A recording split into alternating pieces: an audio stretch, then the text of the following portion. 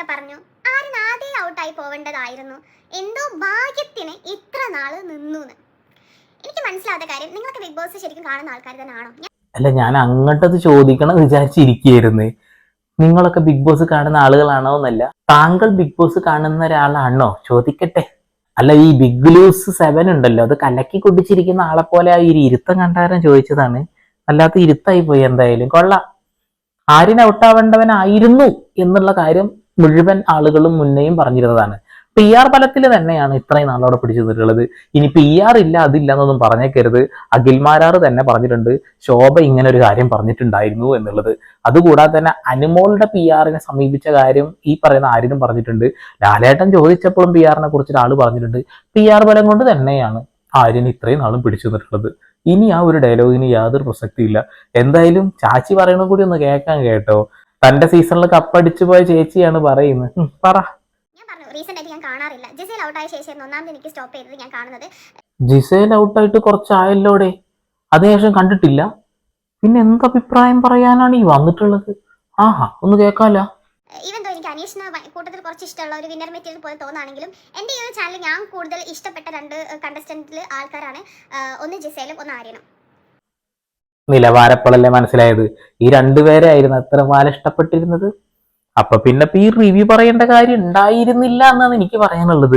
രണ്ടുപേരും ഔട്ടായി, നല്ല അടിപൊളിയായിട്ട് ഔട്ടായിട്ടുണ്ട്. ഓക്കെ. അനീഷേട്ടൻ എന്താണ് ബിഗ് ബോസ് വിന്നിങ് മെറ്റീരിയലോ? അത് വല്ലാത്തൊരു മെറ്റീരിയൽ ആയില്ല.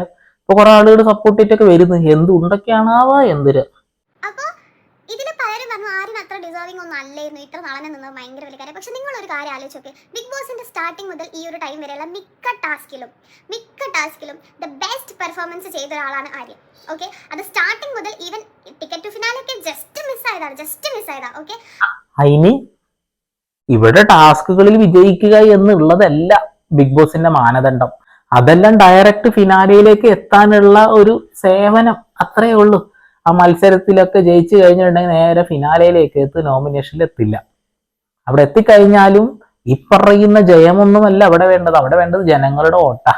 PR ലക്ഷങ്ങൾ എഴുതി കൊടുത്തിട്ടാണെന്നുണ്ടെങ്കിലും പാവപ്പെട്ട ആളുകളുടെ ഇഷ്ടം സ്നേഹം പറ്റിപ്പിടിച്ചുകൊണ്ടുണ്ടാക്കുന്ന ആ ഒരു PR വർക്ക് ഉണ്ടല്ലോ, അതൊക്കെയാണ് അവിടെ അവരെ വിജയിപ്പിക്കാൻ കാര്യമാക്കുന്നുള്ളതാണ്. അതിൽ ആരും ഇത്രയും ഗെയിമുകൾ ജയിച്ചു എന്ന് പറയുന്നുണ്ടല്ലോ, ഇതൊക്കെ ഞങ്ങൾ കണ്ടതാണ്. നിങ്ങൾ എപ്പിസോഡിൽ കാണുന്നത് പോലെ ഞങ്ങൾ ലൈവിൽ കാണുന്നത്. ഈ ലൈവിൽ കാണുന്നതിന്റെ അവസ്ഥ നിങ്ങൾക്ക് അറിയില്ല. ഉറക്കമൊഴിച്ച് ഇരുന്ന് കാണണം. ആ ഒരു സംഭവത്തിൽ ഇഷ്ടംപോലെ തവണ അൺഫെയർ ആയിട്ട് ഗെയിം കളിക്കുകയും ബിഗ് ബോസ് അത് കണ്ണടക്കുകയും ചെയ്തതാണ്. ഈ കാര്യങ്ങൾ എല്ലാവർക്കും അറിയും. ഞാൻ പറയുന്നില്ല എന്റെ നോറ.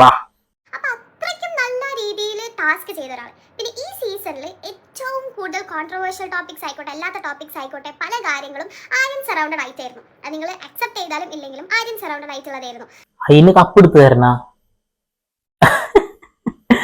എന്തൊക്കെ പ്രശ്നങ്ങളായിരുന്നു. ആര്യൻ സറൗണ്ടഡ് ആയിരുന്നു അല്ലേ? കൊള്ളാം. അങ്ങനെയൊക്കെ ആയിക്കഴിഞ്ഞാൽ കപ്പ് കൊടുക്കുന്നതാണോ? അങ്ങനെയാണെന്നുണ്ടെങ്കിൽ എല്ലാ സീസണിലും ഉണ്ടല്ലോ ഒരുപാട് തല്ലുണ്ടാക്കുന്ന ആള്. അങ്ങനെയാണെങ്കിൽ ജാൻമണിക്കൊക്കെ കപ്പ് എടുത്ത് അപ്ലൈ കൊടുക്കണ്ടേ? എന്തൊക്കെയാണ് ഈ ചേച്ചി പറയുന്നത്? തല്ലുണ്ടാക്കുന്ന ആൾക്കാർക്കൊക്കെ കപ്പോ? പിന്നെ ഈ ഒരു സീസണിൽ ചില ആളുകൾ പറയുന്നത് അനുമോളാണ് ഏറ്റവും കൂടുതൽ സഫർ ചെയ്തത്, അങ്ങനെ ഇങ്ങനെ. ശരിക്കും ഈ ഒരു സീസണിൽ കൂടുതൽ വിക്ടിം ആയത് ആര്യൻ. ഒന്ന് ആലോചിച്ച് നോക്ക്, എത്ര ടോപ്പിക്കുകൾ, എത്ര പേര് ഏതൊക്കെ സമയത്ത് തെറ്റിദ്ധരിക്കപ്പെട്ടിട്ടുണ്ട്, ഏതൊക്കെ സമയത്ത് ജഡ്ജ് ചെയ്തിട്ടുണ്ട്. പക്ഷേ ആര്യൻ എന്നൊരു വ്യക്തിയെ മനസ്സിലാക്കാൻ ഒരുപാട് ടൈം എടുത്തിട്ടുണ്ടായിരുന്നു. അത് പുറത്തുള്ള ആൾക്കാരും അകത്തുള്ള, ലൈക്ക് ബിഗ് ബോസിനുള്ളിലും പുറത്തും ആര്യനെ മനസ്സിലാക്കാൻ ഒരുപാട് ടൈം എടുത്തിട്ടുണ്ടായിരുന്നു. അങ്ങനെ വഴിക്കുക ആളുകൾ മനസ്സിലാക്കാൻ ടൈം എടുത്തു. അതുകൊണ്ടാണ് ഇത്ര വൈകിയത് ഔട്ടാക്കാന്. അത്രയേ ഉള്ളൂ. ഇപ്പോഴാണ് കറക്റ്റ് ട്രാക്കിലേക്ക് വന്നത്. എന്താണ്, അനുമോളാണ് ഏറ്റവും കൂടുതൽ കണ്ടന്റ് കൊടുത്തത്. അനുമോളും നല്ല കണ്ടന്റ് കൊടുത്തിട്ടുണ്ട്, അതേപോലെ ആര്യനും നല്ല കണ്ടന്റ് കൊടുത്തിട്ടുണ്ട്. ഈ കണ്ടന്റുകൾ കിട്ടുമ്പോൾ ആളുകൾ ഇഷ്ടമാണെങ്കിൽ കൂടെ നിൽക്കും, ഇഷ്ടമല്ലെങ്കിൽ എടുത്ത് ദൂരെ കളയും. അത്രേ സംഭവിച്ചിട്ടുള്ളൂ ഇവിടെ. അനുമോളുടെ ഈ സീരിയലൊക്കെ കണ്ട് ഇഷ്ടപ്പെടുന്ന ആളുകൾ സപ്പോർട്ട് ആവുന്നുണ്ട്. പിന്നെ പൈസ കൊടുത്തിട്ട് PR ഉണ്ട്. ഇവിടെ ആര്യന് പൈസ കൊടുത്ത PR മാത്രമേ ഉള്ളൂ. മലയാളികൾക്ക് അറിയില്ല ഇവൻ ഏതാ എന്താ എന്നൊന്നും അറിയില്ല.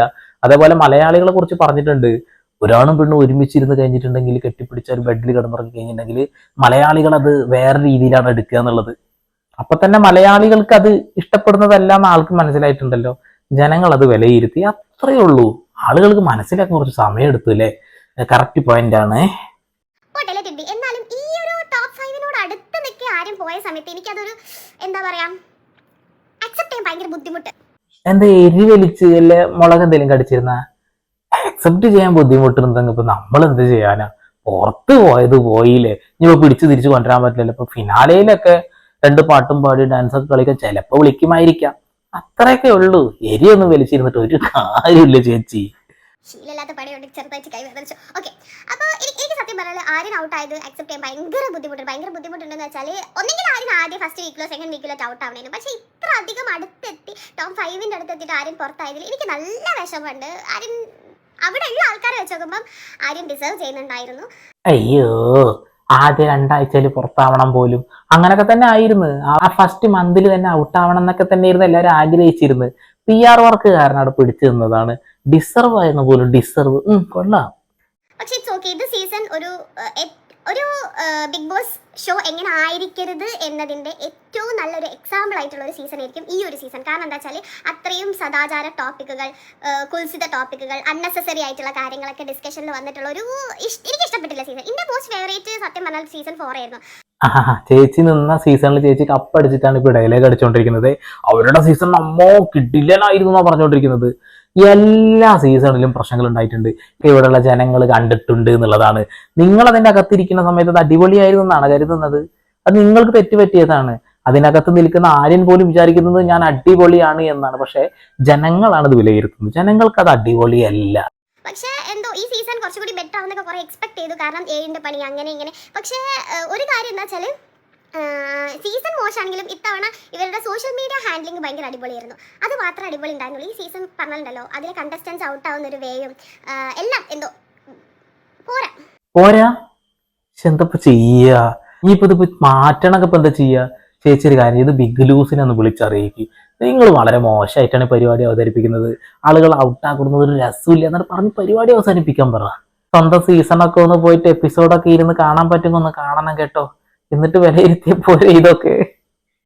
എന്തായാലും ഇനിയുള്ള ആരെങ്കിലൊക്കെ വിന്നർ ആവട്ടെ, ആവാതിരിക്കട്ടെ. ഞാൻ ചിലപ്പം ടോപ്പ് 5 ആര് വരും എന്നുള്ളത് ജസ്റ്റ് കാണാനെങ്കിൽ എന്തായാലും ഞാൻ എൻ്റെ അഭിപ്രായങ്ങൾ ഡെയിലി അപ്ഡേറ്റ് ചെയ്യും. So bye guys. Okay, daily നമുക്ക് ഈ അപ്ഡേഷനൊക്കെ ഒന്ന് കാണാൻ വേണ്ടി ഒന്ന് പോയി നോക്കണം. നൂറ ചേച്ചി എന്തൊക്കെ പറഞ്ഞൊന്ന് കേൾക്കാലോ.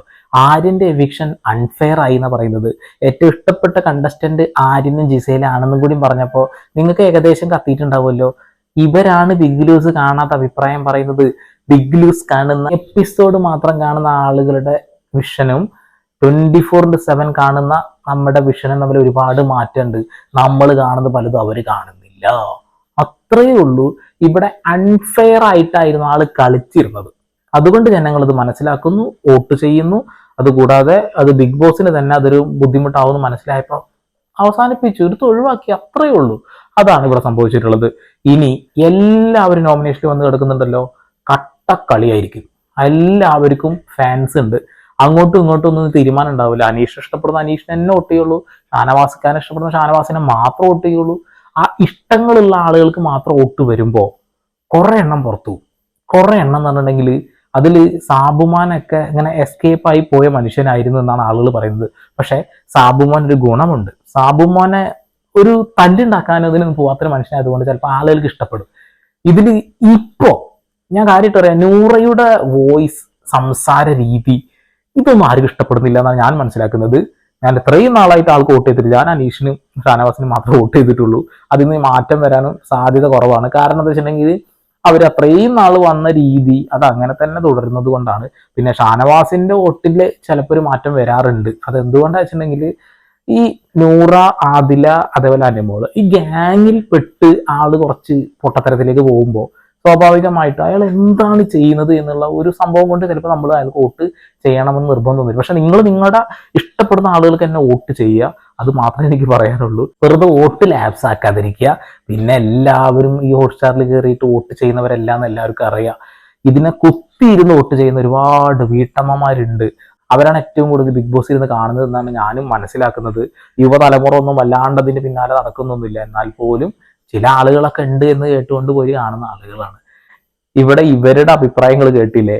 സ്വന്തം സീസണിൽ കപ്പടിച്ച ആളെ പോലെ സംസാരിക്കുന്നത്. ആ ഒരു സീസൺ കണ്ട അറിയാം, ഭയങ്കര ബഹളം വെച്ച് അലമ്പാക്കി സംസാരിച്ചിരുന്ന ആളുകളുടെ കൂട്ടത്തിലുള്ള ഒരാളാണ് ഇയാള്.